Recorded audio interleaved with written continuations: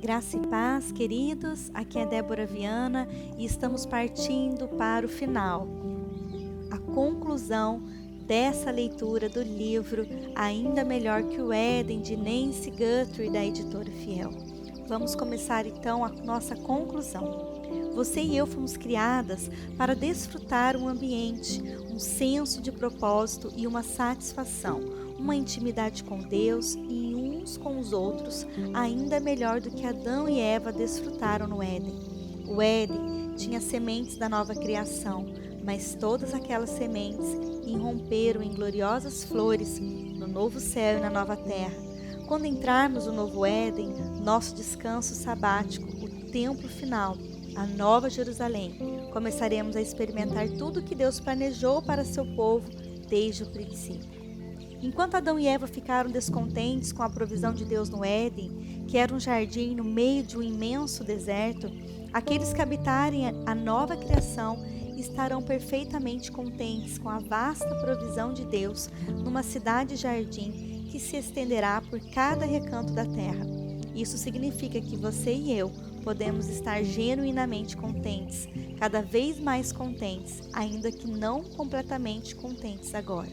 Enquanto a árvore da vida no meio do Éden apresentava a Adão e Eva a promessa de uma qualidade de vida superior se eles fossem obedientes, a árvore da vida na nova criação proporcionará inesgotável e abundante vida e cura para todos os que puserem sua fé na obediência de Cristo. Isso significa que a história de nossa vida não precisa envolver uma constante luta pela vida boa, tal como a definimos, mas pode ser uma vida de confiança no fato de que Deus nos proverá uma vida melhor do que boa, do jeito dele e no tempo dele.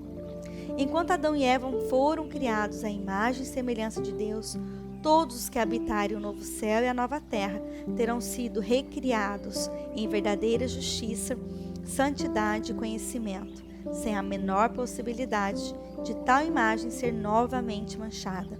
Isso significa que a história de quem somos e de quem nos tornaremos não está em última instância sendo escrita por nós. Não precisamos buscar um senso de identidade em nossa aparência ou em nossas realizações. Em vez disso, nossa identidade está plenamente alicerçada em Cristo e está segura em sua pessoa e em sua obra. Enquanto Adão e Eva estavam nus e não se envergonhavam, todos os que estavam unidos a Cristo serão vestidos de justiça real e jamais estarão sujeitos à vergonha outra vez. Eles serão sobrevestidos de imortalidade, de modo que nunca mais estarão sujeitos à morte. Isso significa que nossa história não é sobre termos uma boa aparência, por sabermos que estamos sendo vestidas na justiça de Cristo e que despertaremos da morte com as vestes da imortalidade. Não precisamos ficar obcecadas com o nosso atual guarda-roupas ou com as marcas da idade. Não precisamos viver sob o peso da vergonha nem com medo da morte. Podemos confiar que Ele está nos vestindo em santidade, beleza e glória.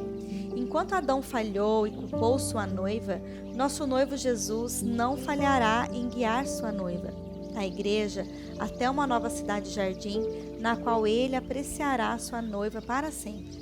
Isso significa que, embora possamos desfrutar o amor de um noivo humano nesta vida ou desejar tê-lo, não esperamos que homem algum nos ame do modo mais profundo como precisamos ser amadas. O amor de qualquer homem será uma sombra pálida do que é ser amada plena e eternamente por Cristo. Porque Adão e Eva falharam na obra que receberam para executar no Éden, eles falharam em alcançar o descanso do sétimo dia que estava diante deles. Mas porque Cristo completou a obra que o primeiro Adão falhou em realizar, todos os que estão unidos a Ele pela fé entrarão no descanso eterno com Deus. Isso significa que nossa história não precisa ser a de uma vida esbaforida, semana após semana, sempre tentando estar à frente do jogo. O mundo, nossa família, nossa vida não vão desmoronar se tirarmos algum tempo para descansar e focar na obra que Cristo realizou, bem como no que está por vir. Ao organizarmos nossa vida em torno de lembranças desse descanso prometido por vir, descobrimos que, de fato, podemos descansar aqui e agora. Enquanto o primeiro Adão permitiu o mal na forma de uma serpente invadir e arruinar o Éden, Jesus, o último Adão, esmagou a cabeça da antiga serpente e um dia a destruirá para sempre, de modo que nenhum mal entrará na nova criação. Isso significa que a história de nossa vida não será sem lutas. O inimigo está contra nós, buscando destruir-nos, mas por estarmos unidas a Cristo, sabemos que o inimigo pode ganhar algumas batalhas em nossa vida, mas não pode vencer a guerra contra a nossa alma. Enquanto Adão e Eva foram obrigados a se exilar do santuário do Éden, onde havia experimentado a presença de Deus, todos os que estão sendo purificados serão recebidos na santidade do novo templo, que cobrirá toda a terra, onde habitarão para sempre na presença de Deus. Isso significa que não nos cabe nos tornarmos puras o suficiente para viver na presença dele. Ele está operando, purificando-nos e renovando-nos a fim de satisfazer o desejo de seu coração, que é habitar com seu povo, inclusive você e eu, para sempre. Enquanto Adão e Eva moraram num jardim que foi invadido pela cidade dos homens, todos que nasceram de novo pelo Espírito morarão para sempre na segurança e na tranquilidade da cidade de Deus, a Nova Jerusalém. Isso significa que, embora estejamos vivendo na cidade dos homens, a qual nos conta suas mentiras e tenta nos apanhar em suas seduções, ela não nos define e não pode nos reivindicar como suas. Vivemos aqui como estrangeiras e peregrinas. Nossas raízes, nossa cidadania e nossas esperanças estão ancoradas no solo da cidade de Deus. Essa história da Bíblia, minhas amigas, é a história de quem tem o poder de mudar tudo na sua vida agora e na eternidade futura. Que você se enche nessa história e no seu felizes para sempre. Que você estabeleça seu lar em Cristo agora mesmo e que Ele um dia receba em seu lar eterno, o qual será ainda melhor que o Éden.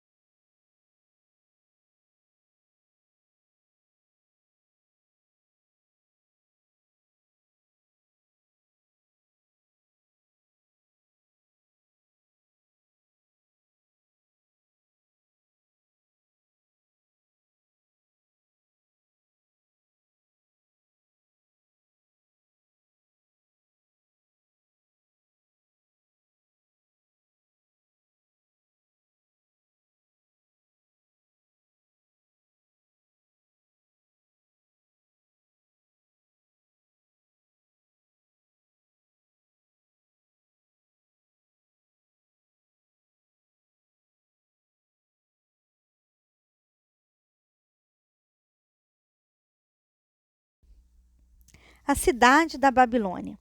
A cidade que Deus resolveu usar não era nada menos que a Babilônia.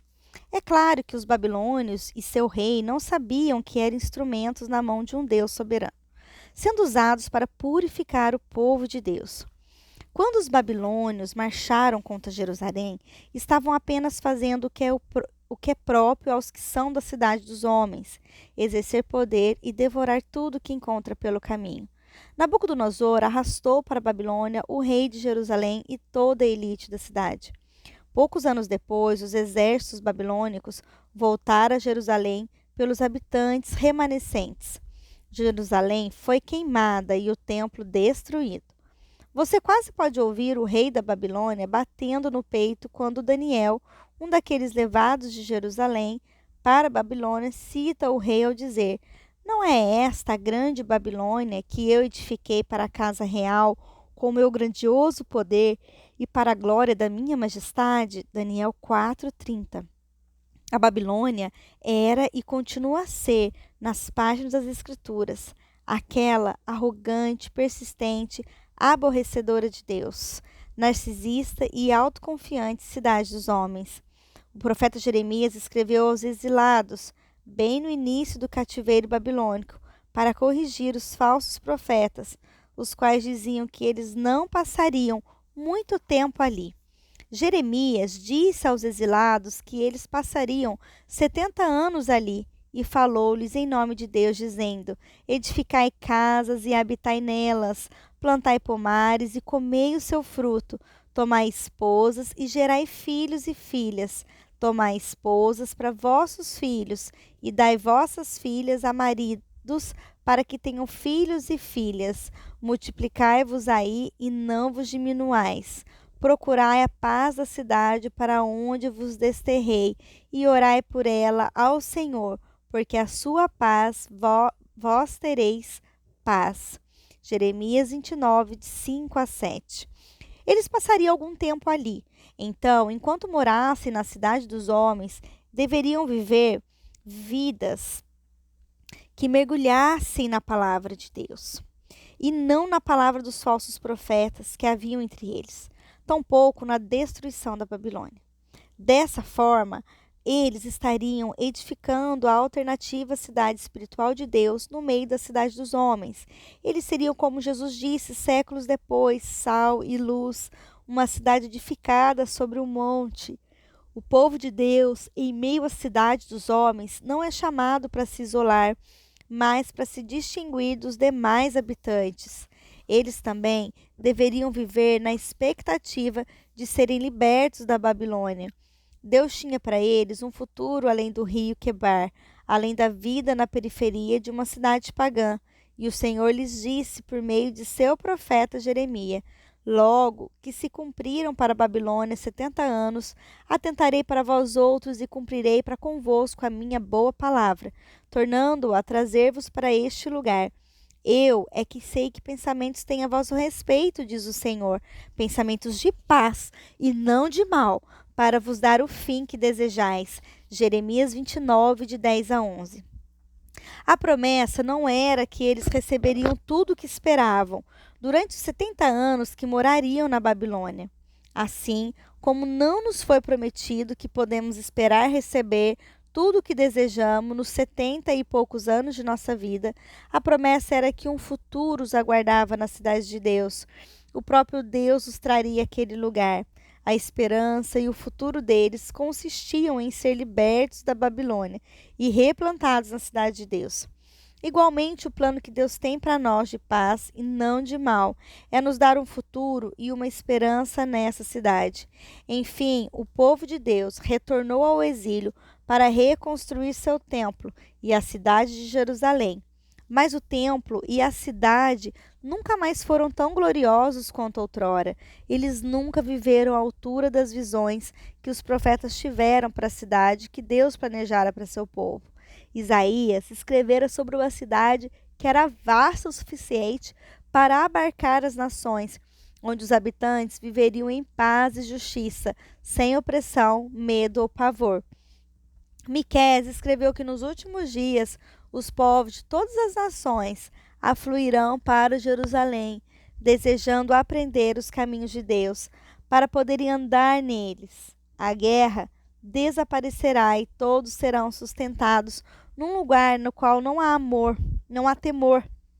Zacarias escreveu sobre um dia vindouro no qual Sião será um lugar cheio de paz e segurança, a tal ponto que velhos e meninos poderão sentar-se ao brincar em suas ruas. Ele escreveu que pessoas de muitas cidades farão daquela cidade sua morada, desfrutarão o favor de Deus e experimentarão sua presença. Zacarias 8, de 1 a 8 e 20, 23. Ezequiel escreveu: o nome da cidade desde aquele dia será O Senhor está ali. As promessas dos profetas e o cântico do salmista sobre a cidade de Deus mantiveram o povo de Deus esperando e anelando pelo dia em que o Rei Divino viria até a cidade de Deus e a transformaria em tudo aquilo que ele estava destinado a ser. Jerusalém destruída. Por fim, chegou o dia em que o Rei Divino, de fato, chegou à cidade de Deus. Os leitores do Evangelho de Lucas sentam o drama de sua chegada. Em Lucas 9:51, lemos que Jesus manifestou no semblante a intrépida resolução de ir para Jerusalém. No capítulo 13, lemos: passava Jesus por cidades e aldeias, ensinando e caminhando para Jerusalém. Enquanto seguia seu caminho, alguns fariseus vieram dizer-lhe que ele não deveria ir a Jerusalém, pois Herodes queria matá-lo. Jesus respondeu ao aviso: importa contudo caminhar hoje, amanhã e depois, porque não se espera que um profeta morra fora de Jerusalém. Versículo 33. Você percebe a ironia? Enquanto Jerusalém deveria ter sido uma cidade que continuamente amava e ouvia a palavra de Deus por meio dos profetas de Deus, sua triste história incluía a rejeição e até o assassinato de muitos dos profetas de Deus. O maior de todos os profetas, aquele que não apenas fala a palavra de Deus, mas que também é a palavra de Deus encarnada, estava se preparando para entrar em Jerusalém. E desde que Jesus manifestara no semblante a intrépida resolução de ir para Jerusalém, e ir para Jerusalém sempre significou ir para morrer lá. A segunda parte de sua resposta não era de toda irônica, era cheia de lamentos sobre o que poderia ter sido diferente. O coração de Jesus estava partido por Jerusalém rejeitar a graça de Deus. Jerusalém, Jerusalém, que matas os profetas e apedrejas os que te foram enviados, lamentou. Quantas vezes quis eu reunir teus filhos, como a galinha juntos do seu próprio ninho debaixo das asas, e vós não os quisestes. Pouco tempo depois, enquanto Jesus cavalgava num jumentinho pelas cidades de Betfagé e Betânia, o povo estendia suas vestes e o bendizia como o rei que vinha em nome do Senhor. Mas quando ele se aproximou de Jerusalém e viu a cidade, Lucas escreve que ele chorou sobre ela. Na verdade, a palavra usada para chorar não significa o que costumamos pensar sobre o choro. Um discreto enxugar dos olhos, enquanto as lágrimas descem pelo rosto. A palavra usada por Lucas está mais próxima do que descreveríamos como um pranto, como vemos na televisão em filmagens de funerais no Oriente Médio. Jesus pranteou com grande tristeza pela iminente destruição daquela cidade tão central para a obra de Deus ao mundo. Ele lamentou: ah, se conheceras por ti mesma, ainda hoje, o que é devido à paz, mas isso está agora oculto aos teus olhos. Pois sobre ti virão dias em que os teus inimigos te cercarão de trincheiras, e por todos os lados te apertarão o cerco, e te arrasarão, e aos teus filhos dentro de ti não deixarão em ti pedra sobre pedra, porque não reconheceste a oportunidade de tua visitação. Jesus foi claro nessas passagens sobre por que o julgamento era iminente. A rejeição da palavra de Deus e a rejeição do Filho de Deus, quando os exércitos romanos de Tito chegaram em 70 depois de Cristo, não era simplesmente o resultado dos caprichos imperialistas da potência mundial do momento. Os exércitos de Tito eram instrumentos usados por Deus para julgar sua cidade amada. A causa do juízo era a indisposição da cidade para ser reunida sob a segurança proporcionada por Deus, uma cegueira e uma rejeição à realidade da presença de Deus no meio dela durante a oportunidade da sua visitação. A cidade terrena de Jerusalém foi rejeitada por Deus por causa de sua rejeição de Jesus. Jesus se preparou para entrar em Jerusalém num jumento, o que significava que o Rei Divino estava finalmente chegando à cidade de Deus. Os portões deveriam estar escancarados para ele.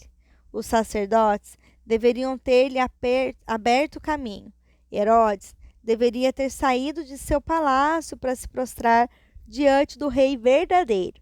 Em vez disso, Jerusalém crucificou seu rei fora dos portões da cidade, preocupada com a pureza ritual, mas não com a pureza genuína.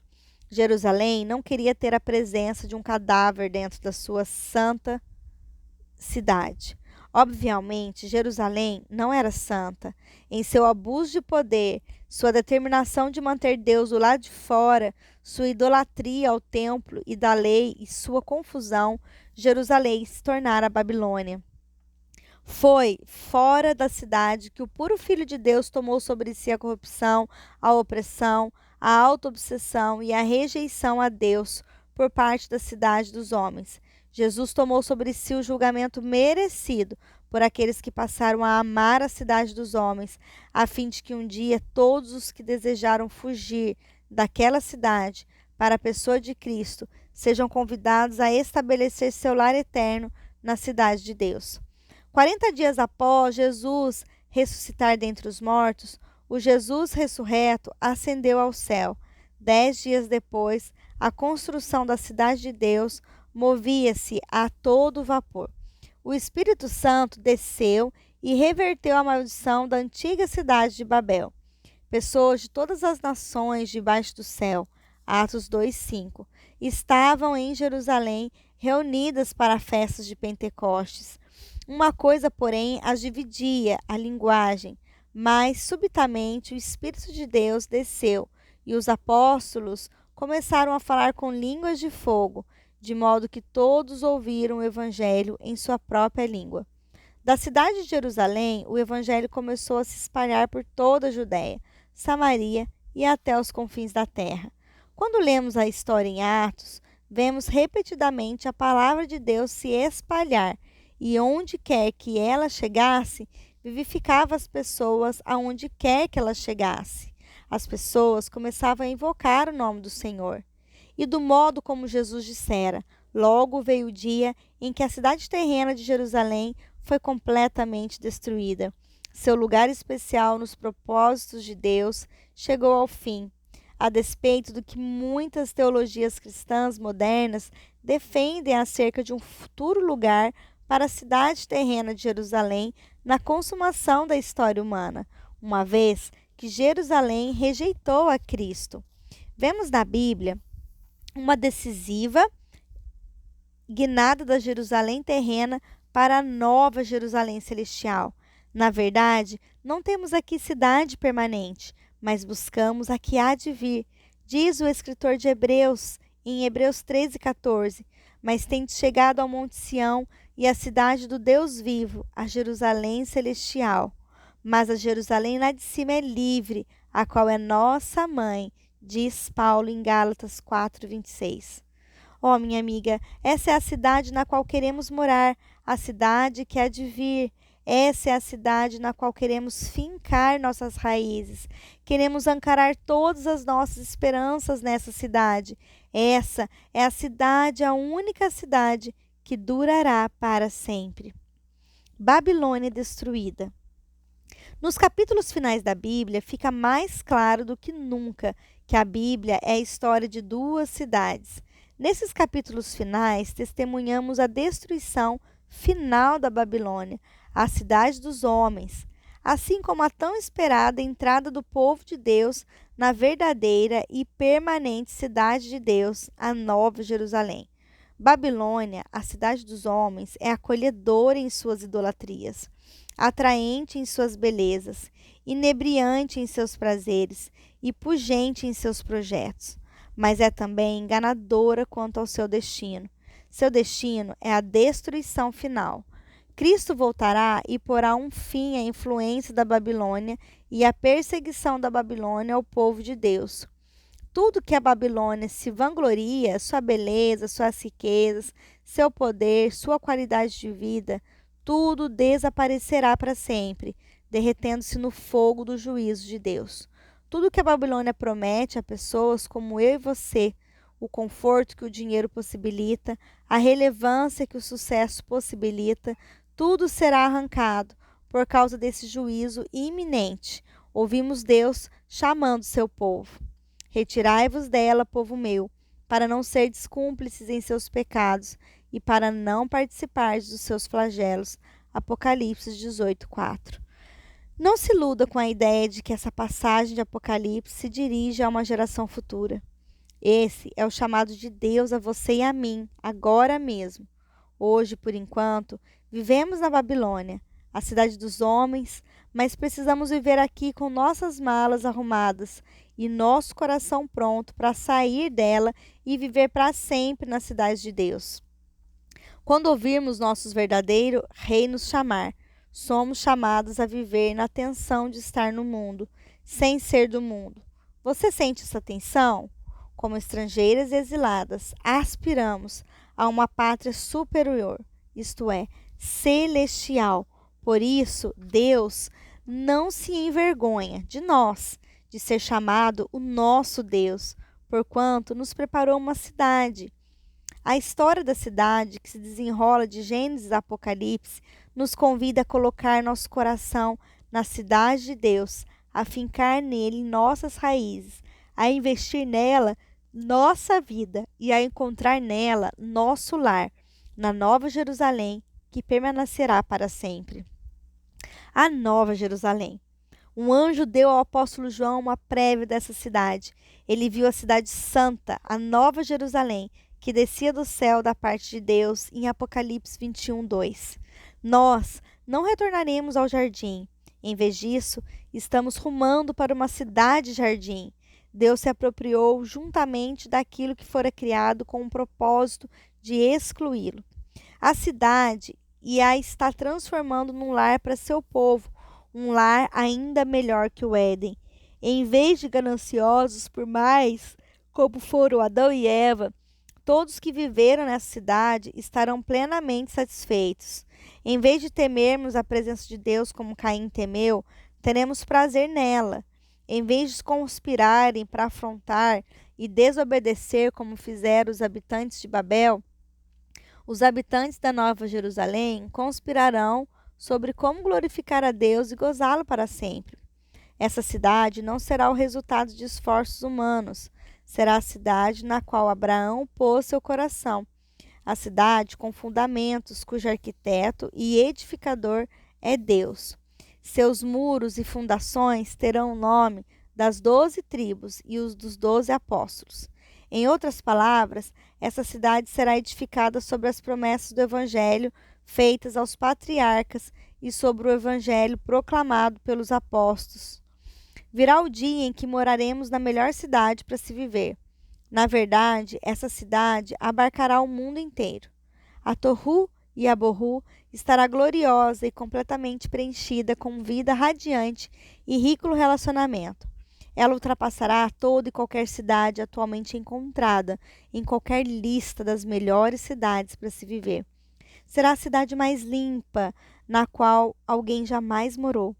Coisa contaminada jamais entrará nela. Nela servirão a melhor comida e o melhor vinho que alguém já provou. Um banquete de carnes suculentas e vinhos envelhecidos. Em vez de festas que duram dias, a celebração nunca terá fim. Ela não terá apenas um passado reluzente, mas brilhará com a glória de Deus pela eternidade futura. Ela não apenas será sem nevascas, sem poluição e sem caos.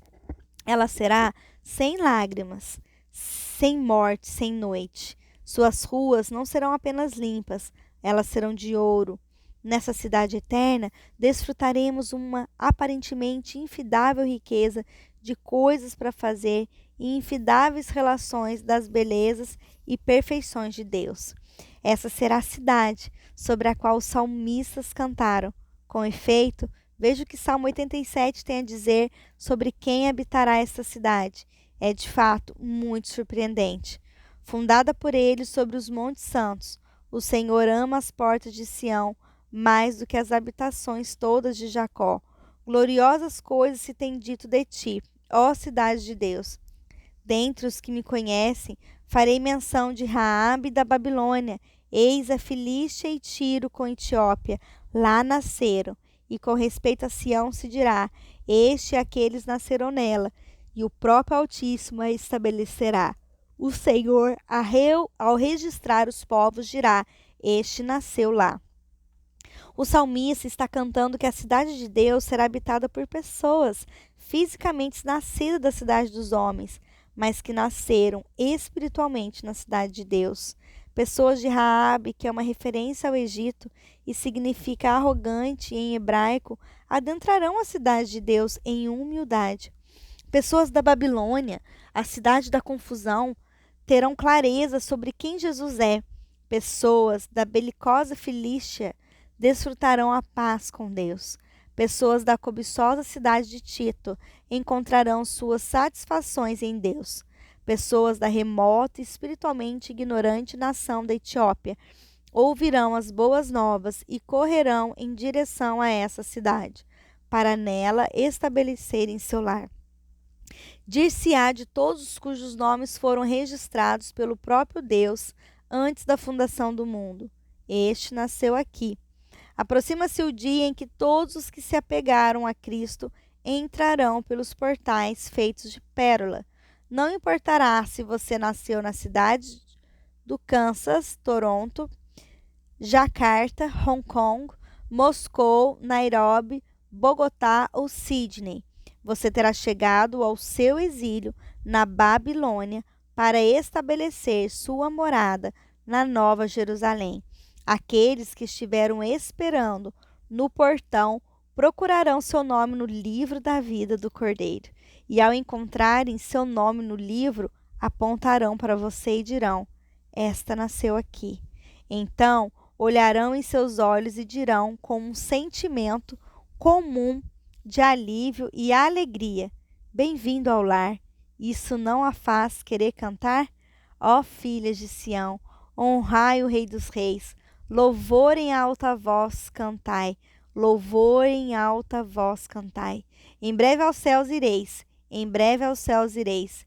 Sião é a nossa santa e gloriosa cidade, também perene morada dos salvos em Cristo Jesus. Erguei-vos, ó cristãos, marchando sem cessar, até herdardes lá no além, até herdardes lá no além. Sim, o eterno lar, Sião, o eterno lar. Sião é a nossa santa e gloriosa cidade, também perene morada dos salvos em Cristo Jesus.